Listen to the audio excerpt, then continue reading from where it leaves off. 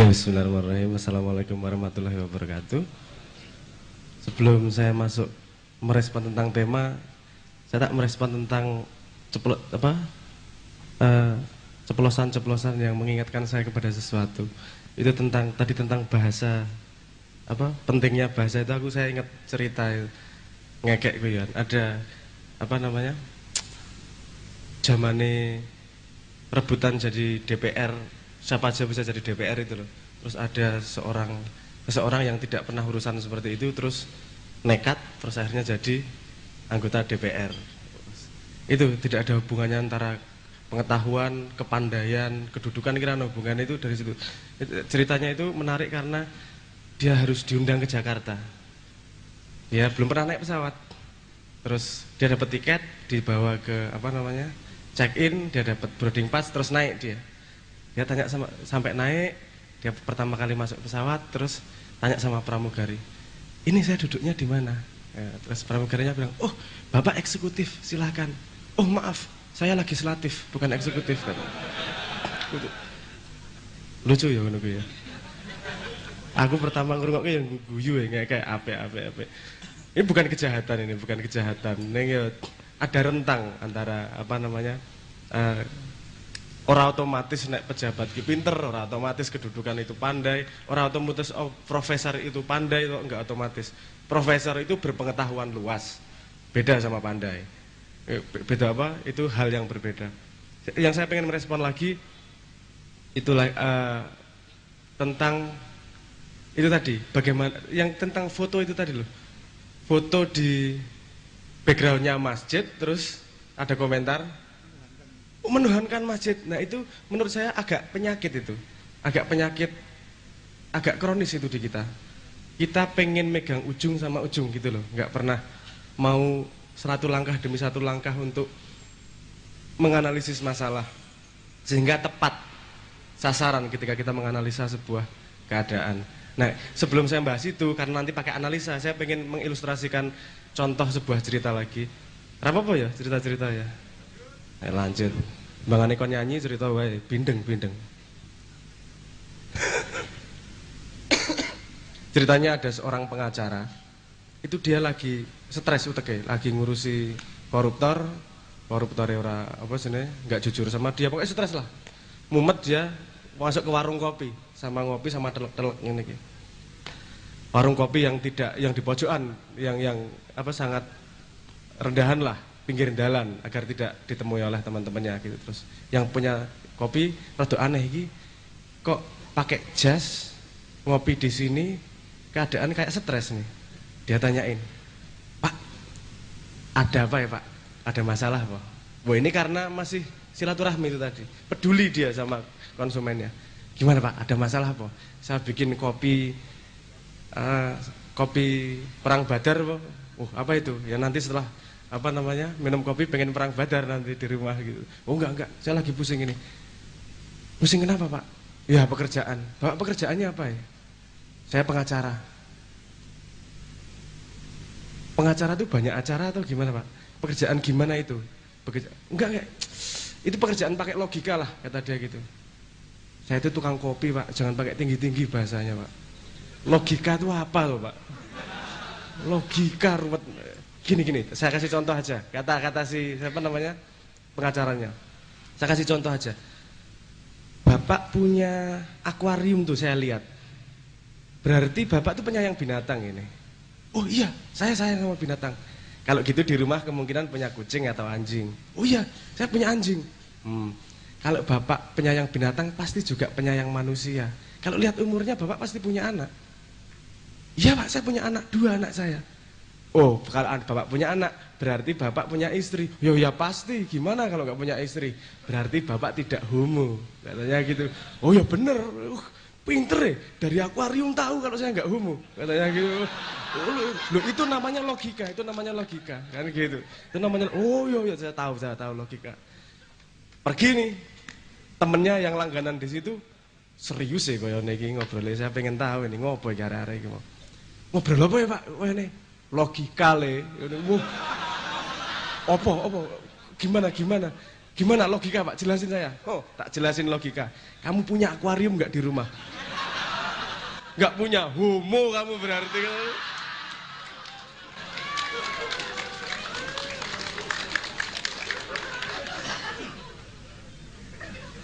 Logika nggak diambil urutannya ini loh. Dia ambil ujungnya sebab mencolot langsung akibat. Dia nggak ngurut ini terus akhirnya dapat kesimpulan. Dia langsung punya akuarium nggak punya berarti homo. Bener lah kira-kira. Itu kan mbuh males, mbuh kebiasaan berpikir yang memang pegang ujung sama ujung, tidak mau membedah sedikit demi sedikit jalan pikiran. Karena kadang-kadang kalau kita terbiasa melakukan segala sesuatu yang sudah masuk habit, itu kita mengerjakan tanpa berpikir lagi. Anda kesini yang naik motor siapa? Yang starter motornya masih hidup berapa orang katakan? Satu, oke. Lainnya berarti mati ya. Anda nggak apa-apa. Anda ini gongleng ini jenenge apa tau nek ngene? Nyetater, oke. Mancal starter iki lho. Anda kesini tadi mancal starternya berapa kali? Karena Anda habit, Anda nggak berpikir seperti itu. Kadang-kadang penting, setiap hari yang kita lakukan ini habit ini. Kita tidak akan pernah tahu apa yang rusak kalau kita tidak bisa merumuskan setiap hari yang kita lakukan. Sederhana, Anda tiap hari mandi atau enggak? Saya tanya, yang Anda sabuni pertama mana? Dada, kepala, pantat. Dada. Oke, ada yang menjawab dada. Kok iso kowe memutuskan dada? Kok ragu peng dhisik? Ya karena habit toh. Belum tentu yang diajarkan dan habit itu kan benar. Makanya kalau mau ngomong kebangkitan, kita tidak bisa ngomong kebangkitan dari yang kita anggap lihat salah saja. Kadang-kadang fondasinya nih yang salah. Makanya kita harus punya kemampuan untuk bongkar kabeh, bukan kemudian membuang. Yang baik kita ambil, yang buruk kita singkirkan. Kita punya hipotesis sendiri. Nah nanti ya, sekarang saya tentang kesengsaraan ini. Saya tanya, apa sangsai itu kesengsaraan. Saya tanya, definisi pasti kesengsaraan gitu. Kokean utang. Kokean utang, wis sengsara iku. Nek sing ngutangi lali kira-kira piye? Kebahagiaan berarti ya. Kuwi bukan sengsara kurang utang, punya utang, sengsara karena ditagih terus. Ya, kalau kemudian kamu bahagia kalau yang utangin lupa, oke. Misalnya gini, kamu sengsara karena tidak punya duit.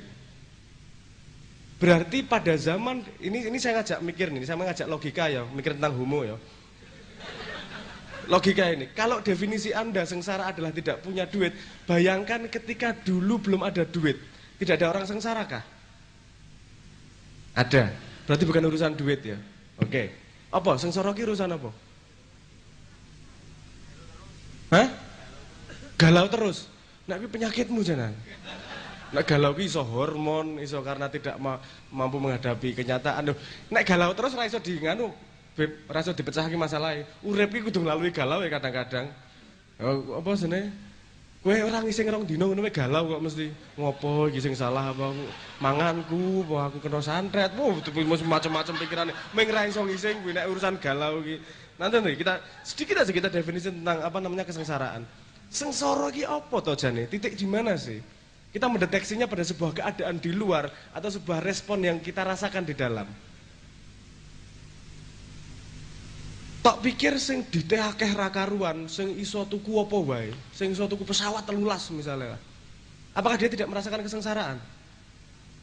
Merasakan ya. Tapi dengan ekspresi yang berbeda ya. Sengsarane dhek paling wah dina iki aku nganu apa jenenge? Pesawatku kari rolas sisi tak dol sengsara bagi dhek. Kowe ngrungokke lak misuh to? Matane colok matamu kari rolas sengsara kene iki motor ora macet seneng bahagia.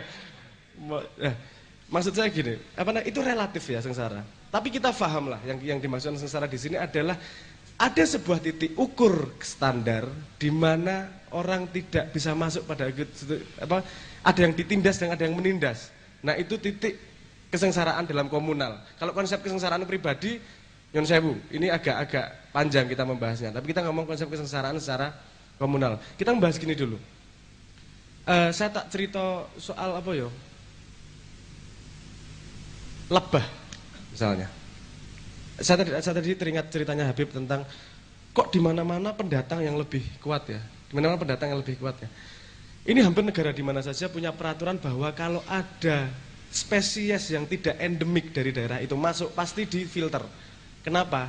Gini, ada cerita sedikit. Ada lebah yang dari mana? Anda tahu hornet? Hornet itu bahasa Indonesia ini apa ya? Sing mangani lebah. Sing gede, sing somaten apa bahasa Indonesia nih? Tawon. Kemudian tawon. Tawon yang lebah itu lebah madu. Apa? Hah? Yo tawon dah sekitar ngono kae, sing kuning, sing hornet lah, sak ngerti ku hornet. Hornet itu kan pembunuh luar biasa itu, pembunuh apa namanya? Lebah. Ya toh? Di seluruh dunia yang bisa ngelawan hornet itu cuman lebah dari Jepang. Dia menemukan cara. Dia tahu bahwa ketahanan panasnya hornet sama lebah itu lebih tinggi lebah. Ngelawannya ora cokot-cokotan, ngelawannya dikeruyuk, bergesekan satu sama lain sampai panasnya tinggi, hornetnya mati. Mereka masih bertahan hidup. Mbuh cara nemok ini piye nabine sapa ora ngerti sapa sing ngajari. Tapi hanya karena lebah dari Jepang yang menemukan itu. Lebah yang lain tidak menemukan cara itu. Mereka menemukan cara untuk melawan hornet luar biasa. Nah, iki digawa suatu hari ke Amerika. Ketika dia di bawah sana, lebah di Amerika tidak tahu ngelawan hornet. Dan mereka strategi perangnya lemah lah. Orang tahu tidak pernah menghadapi masalah sebesar itu kok. Ketika dimasuki lebah yang pengalaman pertarungannya tinggi, habis semua, mereka nggak bisa ngelawan lagi, setengah mati itu. Contoh lain misalnya dingo, anjing yang ada di Australia. Itu ada satu teori mengatakan bahwa itu dibawa oleh kapal. Sampai anjing aslinya punah karena kalah bersaing dengan anjing pendatang. Pendatang kitchen anjing. Maksudnya pendatang yang jangan homo logika. Enggak pendatang. Itu pendatangnya di situ tuh memang beberapa ekor anjing yang memang daya tahannya lebih tinggi. Nah, endemik, mereka karena hidup endemik itu asli tinggal di daerah situ. Karena dia asli di daerah situ, dia menemukan keseimbangannya. Dalam keseimbangan, dia pertarungannya tidak akan tinggi. Mereka akan mencoba membangun sesuatu yang lain karena sudah terjadi keseimbangan. Keseimbangan satu daerah dan keseimbangan di daerah yang lain itu berbeda. Di tempat keseimbangan yang tingkat tarungnya tinggi, dia akan punya daya tarung dan strategi tarung yang luar biasa lebih kuat daripada sing ayem. Indonesia iki kan biyen jarang saya mencari kata musuh dalam bahasa Jawa kira ono ya. Musuh. Apa bahasa Jawa nih? Musuh. Musuh kuwi lak Medion kuwi lho. Musuh bahasa Jawa bahasa Jawa Kawi kita musuh tuh enggak ada. Saya ngasih tahu Pak Manu, itu guru saya dalam filologi, guru bahasa. Ini konsep musuh tuh nggak ada. Konsep satru, konsep bertarung boleh, tapi nggak musuhan seumur hidup. Itu memang harus bertarung. Kaya wong tinju di ring, dia bertarung tapi tidak bermusuhan loh. Tahu ya bedanya ya? Ada saatnya memang harus bertarung, ada saatnya bermusuhan. Kita nggak kenal musuhan. Makanya ketika diajak tarung kira do bingung. Piye to jane iki? Itulah tinggi peradaban dalam tanda petik juga membuka kelemahan-kelemahannya. Kita tidak pernah menggali lokal wisdom kita. Kenapa kita susah bangun? Karena gini. Sekarang ini kita kenapa susah bangkit? Saya mau ngomong kebangkitan seperti apa? Kalau kamu tidak mengambil ilusi paling dasarnya, pasti tidak akan terjadi kebangkitan yang nyata. Kenapa? Karena lapangan perangnya sudah ditentukan oleh mereka. Lihat, sistem ekonomi kita mengikuti cara internasional. Bahkan cara akuntansi aja yang ngatur IMF. Kita percaya pada ilusi bahwa yang membuat pekerjaan adalah sekolah. Sekolah sama dengan kepandaian. Padahal sekarang krisis yang namanya mahasiswa. Kebanyakan mahasiswa daripada pekerjaan yang terbuka. Sekarang di sini belum muncul nih masalah. Di sana udah mulai muncul nih masalah. lapangan pekerjaan tambah lagi sedikit karena sudah mulai diganti robot. Iki pemerintah kan mulai bingung ki, piye cara majeki robot ya. Nah robot kan ora perlu dibayar. Kalau tidak dibayar, perusahaan tidak bisa dipajeki. Kalau tidak ada pajak, tidak ada income buat negara. Mereka menemukan masalah yang kita belum sama sekali, padahal kita ikut skema mereka. Selamanya kalau kita ikut lapangan perang itu, kita tidak akan bisa bangkit. Kalau kita tidak punya hipotesis sendiri terhadap peradaban kita. Ini saya baru dengar nih. Tepuk tangan saya, Pak. Ini baru saya konfirmasi, saya kejar nih. Sekarang Indonesia, di dunia, pendidikan nomor satunya siapa? Finlandia. Anda tahu Finlandia belajar dari siapa? Dia belajar dari tulisannya Ki Hajar Dewantara. Saya baru dengar kabarnya ini, saya cari sumber primernya. Saya cari sumber primernya. Sementara Taman Siswa sendiri sudah tidak mengikuti Ki Hajar Dewantara karena kalah dengan tekanan Kementerian Pendidikan. Yo, aku ora ngomong menterinya saiki yo, tapi kalah oleh sistem. Harus ada standarisasi ini gini dan seterusnya. Lihat ironinya. Yang terbaik di dunia Finlandia itu belajar dari kita, dan sekarang kita belajar dari Finlandia. Ngisini-sini ra? Ngisini-sini? Hah? Pol ngisini-sini. Ah, itu cara berpikir homo itu ya. Logika. Kalau kita di sini lebih bijaksana. Loh, guru yang baik itu yang muridnya lebih pintar daripada gurunya. Ini ora apa-apa apian wis. Ning aja suwe-suwe ya, saiki dhewe murid iki saiki.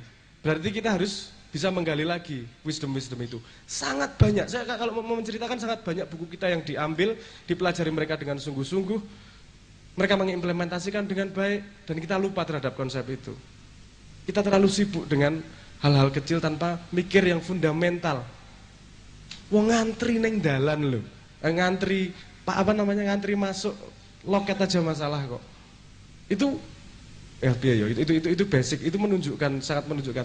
Saya mengusulkan begini aja melalui perdebatan panjang. Kelas 1 sampai kelas 3 ki aja pelajaran pengetahuan. Kalau kamu ngomong pendidikan karakter ketika gede, bullshit, efektivitasnya akan sedikit.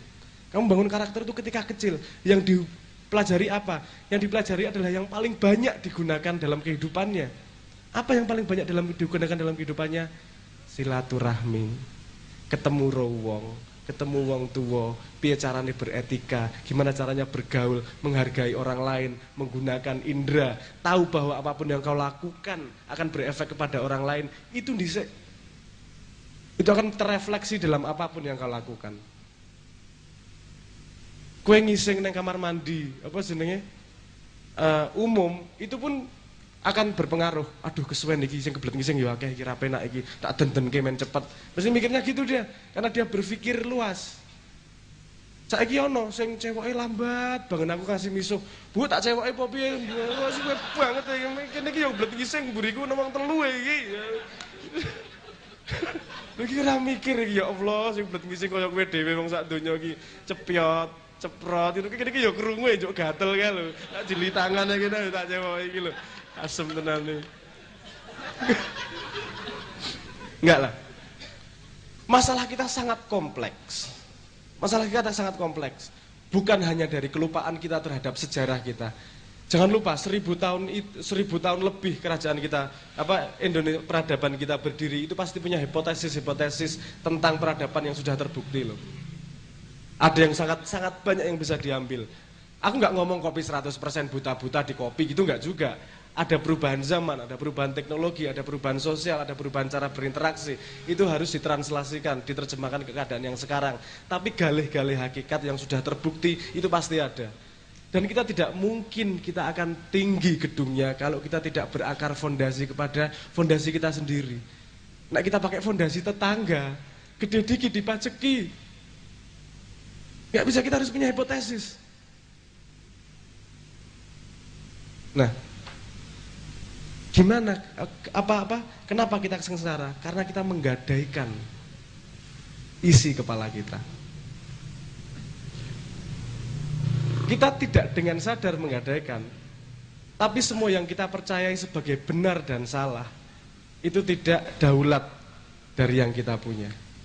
Kita kadang lupa juga mikirin benar salah. Semua benar salah itu datang dari sistem kepercayaan yang kamu pegang. Semua benar salah. Tidak ada kata benar, tidak ada kata salah kalau kamu tidak punya belief system yang menjadi titik timbangan. Apa ngene iki jenenge? Tuas apa? Titik tengah, jungkitan itu loh. Ini namanya belief system. Misalnya gini, mangan babi salah apa bener? Karena kowe wong Islam, belief systemmu adalah orang Islam. Nek kowe dudu wong Islam, ya ora salah.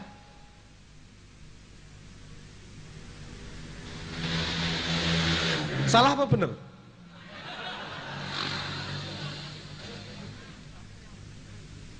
Belum sampai salah bener ya, meng ya rada mbrebeki kuping su ngono ora. Ya ora apa-apa.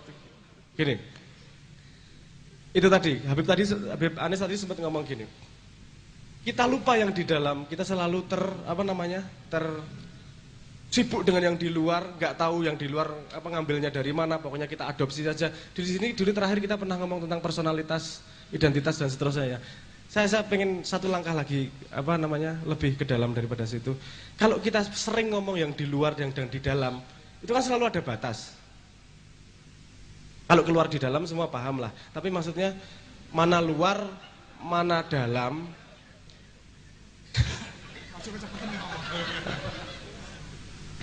Kita identifikasi di dalam diri mana di luar, mana yang di dalam. Saya pengen ngajak ini hipotesis ya, belum tentu benar ya. Ini teori dari saya. Harta itu di luar atau di dalam? Kenapa? Hah? Karena terlihat. Oke, kalau uang wuto terus punya harta? Oke, tapi hampir semua tahu bahwa ini ngetes tadi itu, ngetes homo tadi itu loh. Ngetes logika, maksudnya ngetes logika itu tadi. Oke. Kita itu paham lah harta di luar. Kalau wadak ini di luar atau di dalam? Badan ini loh, di luar atau di dalam? Kenapa di luar? Karena terlihat. Oke. Kalau pikiran di luar atau di dalam?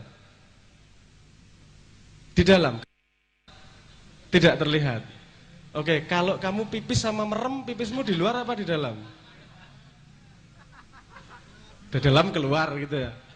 Oke, saya punya teori gini aja. Beb, monggo disalahkan Beb. Saya juga seneng embat-embatan tentang teori. Saya percaya begini, yang di luar itu segala sesuatu yang kalau kita tidak bawa dengan lahir, kita harus mengumpulkan sepanjang hidup kita. Harta itu kamu kumpulkan kan? Kamu mengumpulkan harta. Itu gampangnya gitu, yang tadinya bukan jadi milikmu. Kamu membelinya, menukarnya dengan sesuatu jadi milikmu. Itu di luar, karena kamu harus mengumpulkan. Kalau badan itu kamu mengumpulkan atau enggak? Kok iso ora? Kamu kan makan.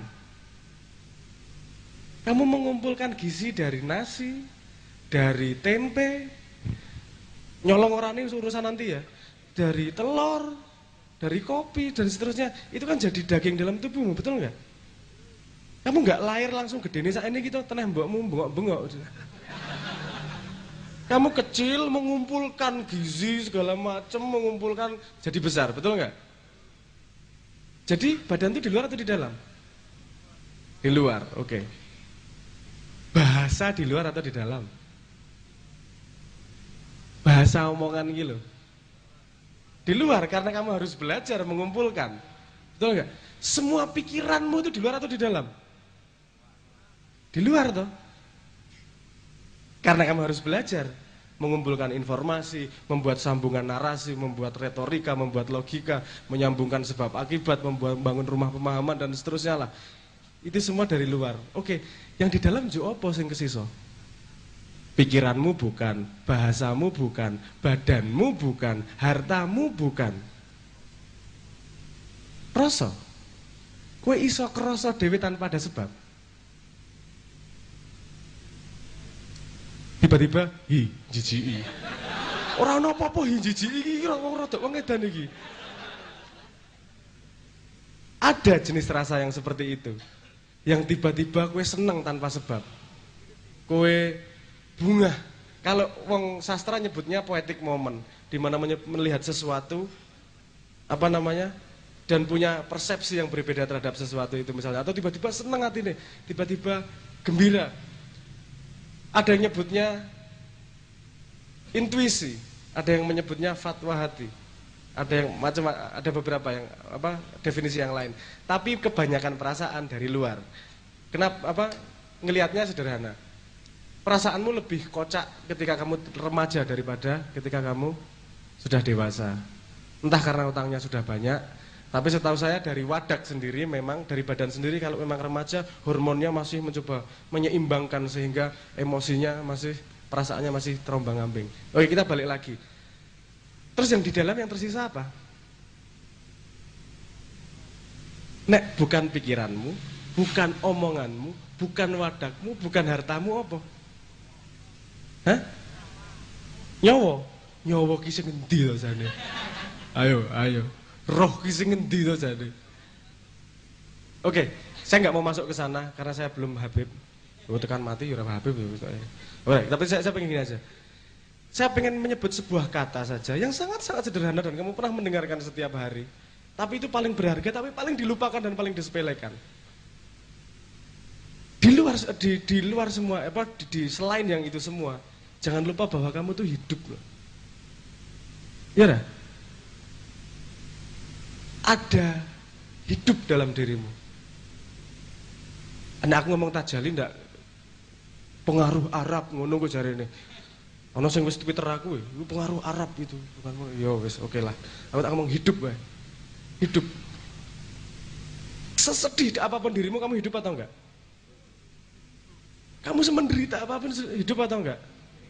Soalnya nak menderita banget juk mati, gue mesti ra ngomong menderita. Ya dah. Jadi apapun di dunia, apapun yang kamu alami hanyalah ekspresi dari kehidupan. Yang namanya bersyukur dan bersabar akan otomatis kalau dalam setiap langkahmu yang kamu sadari adalah bahwa kamu masih hidup. Nah, bangsa ini dandani, bangkit, reformasi, menata, ini tadi mengubur rampe dari hidup. Bagaimana semakin banyak hidup yang bisa terjaga, sebagaimana semakin banyak ekspresi hidup dari Tuhan yang bisa hidup lebih lama, maka urip ki men urup. Sehingga kesengsaraan itu tidak lagi dilihat sebagai penderitaan. Sengsara enggak masalah, asal itu ekspresi dari hidup. Tapi bukan memadamkan api kehidupan, tapi menghidupkan api hidupmu.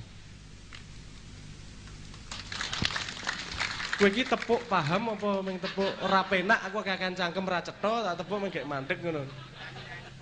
Sing penting urip, iya ta? Oke, nanti kita bisa bahas lebih lanjut, tapi teori saya seperti itu. Oke, ojo lali, saya rangkum tadi, jangan lupa kita mencari fundamental ke dalamnya, jangan lupa pilah logika, selalu mempertanyakan kepada diri, apakah ini yang sejati ataukah ini bukan, dan selalu ingat pada akhirnya, apapun yang kamu lakukan, kamu pikirkan, kamu usahakan, kamu sedihkan, itu adalah ekspresi hidup, dan hidup adalah hadiah yang luar biasa dari Tuhan.